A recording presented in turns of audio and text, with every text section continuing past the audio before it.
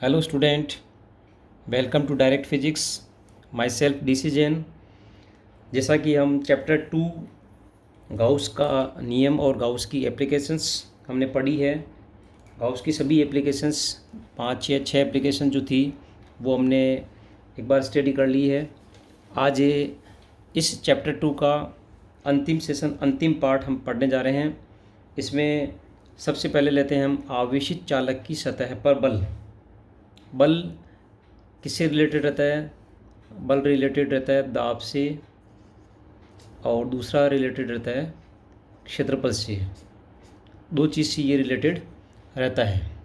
तो यहाँ हम कह सकते हैं कि किसी चालक को, जैसे हमारे पास एक चालक है, इस चालक को दिया गया संपूर्ण आवेश उसके बाहरी पृष्ठ पर फैल जाता है। इस पृष्ठ पर यदि हम अल्पांश लेते हैं, 1 अल्पांश, 2 अल्पांश, 3 अल्पांश, बहुत सारे यदि अल्पांश लेते हैं, तो प्रत्येक अल्पांश दूसरे अल्पांश को क्या करेगा? प्रतिकर्षित करेगा। जैसे यहाँ पे कोई अल्पांश है, यहाँ अल्पांश है, यहाँ अल्पांश है, तो ये अल्पांश क्या करते हैं? आपस में एक दूसरे को प्रतिकर्षित करते हैं, जिससे संपूर्ण पृष्ठ पर परिणामी बल उत्पन्न होता है। अर्थात हम कह सकते हैं कि प्रति एकांक क्षेत्रफल, प्रति एकांक क्षेत्रफल पर परिणामी बल विद्युत दाब कहलाता है। जैसा कि हम जानते हैं कि P क्या होता है? F/E। प्रति एकांक क्षेत्रफल बल विद्युत दाब के बराबर होगा।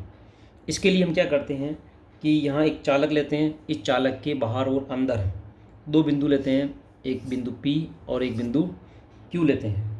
बिंदु P पर विद्युत क्षेत्र की तीव्रता हम जानते हैं कि EP बराबर होता है σ/ε0, जैसा कि हम पहले गाउस की एप्लीकेशन में पढ़ चुके हैं। नेक्स्ट ऑन पॉइंट Q, जो कि इस कंडक्टर के अंदर है, तो अंदर की तरफ EQ बराबर कितना हो जाएगा? 0 हो जाएगा। फिर से हम इस चालक के दो भाग करते हैं, एक भाग छोटा AB के रूप में, दूसरा भाग ACB के रूप में। ACB के रूप में हम लेते हैं। माना कि AB के कारण, जो पार्ट है AB, इस AB के कारण विद्युत क्षेत्र की तीव्रता माना कि E1 है, और दूसरा जो पार्ट है ACB, इस ACB के कारण विद्युत क्षेत्र की तीव्रता माना कि E2 है। तो यह हम देखते हैं कि P बिंदु के ऊपर यदि हम देखते हैं तो EP बराबर, डायरेक्शन यहाँ पे E1 की और E2 की समान रहेगी, तो ये दोनों आपस में क्या हो जाएगा? जुड़ जाएगा। EP = E1 + E2। दूसरा EQ अगर हम देखते हैं तो चूंकि ये अंदर की तरफ है, और अंदर की तरफ यहाँ पे E1 और E2 की डायरेक्शन अपोजिट रहेगी, तो यहाँ विपरीत दिशा में होने से E1 - E2, यहाँ पे दिशा क्या रहेगी? समान, और यहाँ दिशा क्या रहेगी? विपरीत, just opposite side to each other, E1 और E2। देन EP = कितना हमारे पास? σ/ε0। Then we can write EP = E1 + E2 = σ/ε0। यह हम देखते हैं कि E1 और E2 बोथ आर इक्वल, दोनों समान हैं। E1 = E2, दोनों समान होने से अंदर जो नेट इलेक्ट्रिसिटी या इंटेंसिटी ऑफ इलेक्ट्रिक फील्ड वो कितना हो जाएगा? 0 हो जाएगा। EQ बराबर 0 हो जाएगा उस कंडीशन में E1 बराबर E2 के। देन E1 और E2 यदि बराबर है तो 2E2 = कितना हो जाएगा अपने पास? σ/ε0। यहाँ E2 = हो जाएगा σ/ε0, और ये 2 का यहाँ पे डिवाइड हो जाएगा, तो E2 बराबर हो जाएगा अपने पास σ/2ε0। यदि इस अल्पांश AB पर कुल आवेश की मात्रा यदि DQ है, तो अल्पांश पर बल का फॉर्मूला क्या होता है कि DF बराबर हो जाएगा, बल का फॉर्मूला DF बराबर हो जाएगा E2 × DQ। जैसा कि विद्युत क्षेत्र की तीव्रता की परिभाषा हमने पढ़ी थी, E बराबर अपने पास आया था F/Q। यहाँ E बराबर F/Q है, तो F बराबर कितना हो जाएगा? Q × E के रूप में। तो यहाँ पे DF = हो जाएगा अपने पास E2 का वैल्यू कितना है यहाँ पे? σ/2ε0।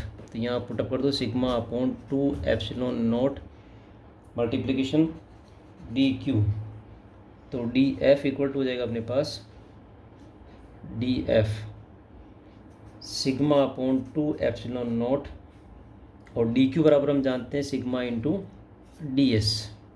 जैसा कि हमने पढ़ा है कि sigma equal to Q upon S या D Q upon D S, then D Q equal to कितना हो जाएगा सिग्मा इंटू डी एस। ये क्या गलत है? पृष्ठ आवेश घनत्व सिग्मा बराबर प्रति एकांक के क्षेत्रफल आवेश की मात्रा। तो इस स्थिति में डी एफ इक्वल टू हो जाएगा अपने पास sigma square upon 2 epsilon not into D S. यहाँ हम ये भी कर सकते हैं कि डी एफ इक्वल टू, जैसा कि हम जानते हैं कि यहाँ पर इस स्थिति के लिए ई बराबर कितना होता है सिग्मा अपॉन एप्सिलॉन नोट होता है, ई बराबर सिग्मा अपॉन एप्सिलॉन नोट। तो सिग्मा बराबर कितना हो गया ई इंटू एप्सिलॉन नोट। ये वैल्यू अगर यहाँ पुटअप करें हम तो कितना हो जाएगा अपने पास E square epsilon naught square, sigma की जगह पे ये रखेंगे E epsilon naught D S बटा 2 एप्सिलॉन नोट। ठीक है, तो यहाँ क्या स्थिति बनेगी अपने पास डी एफ इक्वल टू हो जाएगा एप्सिलॉन से एक एप्सिलॉन कट हो जाएगा, तो सिग्मा स्क्वायर की जगह पे हो जाएगा 1/2 epsilon not E square into D S, या सिग्मा की वैल्यू अपने चेंज कर दी, क्या रखी अपने ई एप्सिलॉन नॉट, तो 1/2 epsilon not E square into D S के रूप में यहाँ पे लगने वाला बल हो जाएगा। यदि हम यहाँ पे डी एस का डिवाइड कर दें, जैसा कि डी एस का डिवाइड करेंगे तो क्या हो जाएगा D F upon D S के रूप में अपने पास आ जाएगा। तो उस स्थिति के अंदर यहाँ पे P इक्वल टू हो जाएगा P equal to D F upon क्या हो जाएगा डी एस, P बराबर हो जाएगा D F upon D S. तो इस स्थिति के अंदर हो जाएगा 1/2 एप्सिलॉन नॉट ई स्क्वायर, ये अपने पास दाव आ जाएगा। अर्थात आवेशित चालक की सतह पर यदि बल की हमें गणना करनी है तो बल कितना हो जाएगा डी एफ बराबर 1/2 epsilon not E square into D S. लेकिन ये केवल अल्पांश के कारण बल है। यदि संपूर्ण पृष्ठ के लिए या पृष्ठ के पर लगने वाला बल हमें निकालना है तो हम क्या कर सकते हैं, यहाँ पे इंटीग्रेशन कर सकते हैं दोनों तरफ। तो F इक्वल टू अपने पास हो जाएगा integration sigma square upon 2 epsilon not into D S. यहाँ पे इंटीग्रेशन कर देंगे, या यहाँ इंटीग्रेशन करेंगे तो integration of 1/2 epsilon not E square into D S आ जाएगा। और दाब की गणना करनी है तो दाब यहाँ पर आ जाएगा अपने पास। अर्थात आवेशित चालक की सतह पर बल और दाब की गणना हम इस प्रकार यहाँ पर कर सकते हैं। नेक्स्ट टॉपिक हम लेते हैं यहाँ पर विद्युत क्षेत्र की एकांक आयतन में ऊर्जा। यहाँ हम कोई चालक लेते हैं, इस चालक की सतह पर यदि आवेश की मात्रा बढ़ाई जाती है तब विद्युत बल के विरुद्ध किया गया कार्य, कोई भी कार्य हम करते हैं तो विद्युत क्षेत्र में ऊर्जा के रूप में वो संचित होता है। माना कि ये r त्रिज्या के एक आवेशित गोलीय कोश पर त्रिज्यीय दिशा में बाहर की ओर विद्युत दाब की गणना हमने की थी अभी पिछले वाले टॉपिक में। सिग्मा स्क्वायर कितना आया था अपने पास 2 एप्सिलॉन नॉट के रूप में, समीकरण नंबर 1। तो संपूर्ण पृष्ठीय क्षेत्रफल पर लगने वाला बल कितना हो जाएगा F equal to P into 4πr²। जैसा कि हम जानते हैं दाब की परिभाषा कहती है कि P equal to F upon A, तो F इक्वल टू कितना हो जाएगा P इंटू A के रूप में। तो इस स्थिति के अंदर यहाँ पर जैसा कि हम देख रहे हैं P बराबर अपने पास है F अपॉन A, F बराबर P इंटू A। तो इस स्थिति में F इक्वल टू कितना हो जाएगा P इंटू A का मतलब 4πr²। Then from equation first we can write P equal to sigma square upon 2 epsilon not into 4πr², equation 2 के रूप में। अब इस बल के विरुद्ध, जैसे ये बल है और ये कार्य जो हो रहा है ये ऊर्जा के रूप में संचित हो रहा है और इसकी दिशा की तरह है रही विद्युत दाब की बाहर की ओर, त्रिज्यीय दिशा में बाहर की ओर रहती है।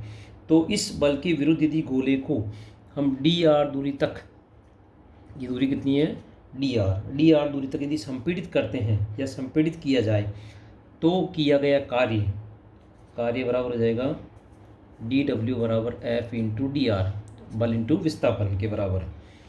बल की वैल्यू यहाँ से पुटअप कर दो तो कितनी हो जाएगी sigma square upon 2 epsilon not into 4 pi r square dr, this is equal to dw। और 4 pi r square r dr यानी क्षेत्रफल इंटू दूरी या क्षेत्रफल इंटू यहाँ पे जितना ये संकुचित हो रहा है, जितना अपन कार्य कर रहे हैं जितनी दूरी के लिए, तो ये दोनों मिलके क्या बन जाएगा, एक आयतन में कमी आ जाएगी। तो dw equal to sigma square upon 2 epsilon not, इसको हम कर सकते हैं dv, ये डिक्रीजिंग इन वॉल्यूम या आयतन में कमी के बराबर होगा। अर्थात यहाँ dw बराबर हो जाएगा अपने पास sigma square upon 2 epsilon naught dv के बराबर। और यदि हम एक छोटे से अल्पांश की बात ना करके संपूर्ण विद्युत क्षेत्र में संचित ऊर्जा की बात करते हैं तो वो संचित ऊर्जा किए गए कार्य के बराबर होगी। तो उस स्थिति में हम फिर से इंटीग्रेशन करेंगे इसका और इसका, तो उस केस में कितना हो जाएगा W इक्वल टू U, जो कि पोटेंशियल एनर्जी के रूप में sigma square upon 2 epsilon naught dV के रूप में आएगा। अब यहाँ पे फिर से sigma square upon 2 epsilon not को हम चाहें तो एक स्थिति और बनती है अपने पास, integration of 1 upon 2 epsilon naught E square into dV के रूप में, जैसा कि ये भी पीछे टॉपिक में हमने पढ़ा था। अतः इस dV का यदि अपन डिवाइड करते हैं तो क्या हो जाएगा, एकांक आयतन में स्थित संचित ऊर्जा, तो उसको हम लिखेंगे अब यहाँ पे स्मॉल u से, तो स्मॉल u इक्वल टू जाएगा dw अपॉन dv that is equal to sigma square upon 2 epsilon not या 1 upon 2 epsilon not E square के रूप में। ये अपने पास एक फॉर्मूला हो जाएगा प्रति एकांक आयतन में संचित ऊर्जा के लिए। 1 upon 2 epsilon not E square भी सही है और sigma square upon 2 epsilon not भी सही है। या इसको हम लिखेंगे वापस फिर से 1 upon 2 epsilon not E square के रूप में। या यदि माध्यम है और निर्वात नहीं है तो उस स्थिति में इसको क्या कर सकते हैं, 1 upon 2 epsilon E square, note की जगह पे यहाँ पे केवल एप्सिलॉन आ जाएगा। एक अंतिम टॉपिक इस चैप्टर का, जैसा कि गाउस की एप्लीकेशंस हो गई थी, उसके बाद अपन ने बल और दाब की गणना करी, फिर इसके बाद में एकांक आयतन में ऊर्जा, बोर्ड एग्जाम्स के अंदर 2 नंबर का क्वेश्चन आता है, बहुत इंपॉर्टेंट क्वेश्चन है। नेक्स्ट साबुन के आवेशित बुलबुले के लिए यदि बात करते हैं तो हम जानते हैं कि साबुन के बुलबुले के भीतर हवा का दाब वायुमंडलीय दाब से 4T/R अधिक होता है, दाब आधिक्य 11th क्लास में हम पढ़ चुके हैं। इस दाब आधिक्य को संतुलित कौन करता है, सरफेस टेंशन, पृष्ठ तनाव बल इसको संतुलित करता है। अर्थात दाब आधिक्य P बराबर कितना हो जाएगा अपने पास 4T/R, दाब आधिक्य, इक्वेशन नंबर 1। अब यदि साबुन के बुलबुले को आवेशित करते हैं और आवेशित बुलबुले पर पृष्ठ के बाहर की ओर विद्युत दाब के लिए हम जानते हैं कि sigma square upon 2 epsilon not होगा। तो यहाँ पर दाब कितने प्रकार के हो गए, एक यहाँ पे अपन दाब लेंगे वायुमंडलीय दाब P प्लस एक हम लेंगे यहाँ पे विद्युत दाब कितना, sigma square upon 2 epsilon naught, और ये दाब आधिक्य कितना हो जाएगा 4T/R के तुल्य। तो P इक्वल हो जाएगा अपने पास 4T/R minus sigma square upon 2 epsilon not, समीकरण 2 के रूप में। यहाँ इस बुलबुले को यदि हम लगातार आवेशित करते हैं तो एक स्थिति में दाब आधिक्य कितना हो जाएगा, P इक्वल टू 0, और उस स्थिति के अंदर ये बुलबुला फूट जाएगा। अतः संतुलन के लिए B बराबर कितना हो जाएगा, P equal to 4T/R minus sigma square upon 2 epsilon equal to 0 हो जाएगा। और यहाँ जीरो होते ही हम कह सकते हैं कि 4t/r equal to sigma square upon 2 epsilon not. या यहाँ से हम यदि r की वैल्यू निकालना चाहें तो क्रॉस मल्टीप्लिकेशन करने से 8t एप्सिलॉन नॉट बटा सिग्मा स्क्वायर, समीकरण 3। ये अपने पास यहाँ पे स्मॉल r की वैल्यू आ जाएगी। यहाँ यदि हम सिग्मा की वैल्यू निकालना चाहें तो फिर से सिग्मा स्क्वायर हम कर सकते हैं यहाँ पे 4 × 2 = 8t एप्सिलॉन नॉट बटा r के रूप में। तो यहाँ क्या स्थिति बनेगी अपने पास, sigma equal to √8t epsilon naught बटा r के रूप में बनेगी। या बुलबुले पर यदि आवेश की गणना करना चाहते हैं तो आवेश की गणना के लिए हम जानते हैं कि Q बराबर कितना होता है, सिग्मा A या सिग्मा इंटू 4πr²। सिग्मा की वैल्यू यहाँ पुटअप करोगे तो कितना हो जाएगा अपने पास, 4πr² अपने पास है। तो अंदर कितना हो जाएगा अपने पास 8t, सिग्मा की वैल्यू यहाँ पुटअप कर दो, 8t एप्सिलॉन नॉट r² अंदर जाएगा तो r4, एक 8 से एक r कटेगा तो r³ आ जाएगा। तो ये अपने पास इक्वेशन 4 के रूप में प्राप्त हो जाएगा।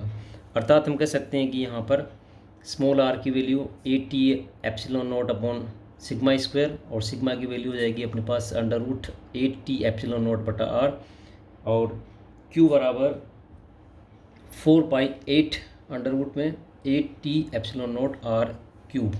साबुन के आवेशित बुलबुले के संतुलन की टिप्पणी के अंदर इन तीनों इक्वेशंस को हम यहाँ पर लिखेंगे। थैंक्स।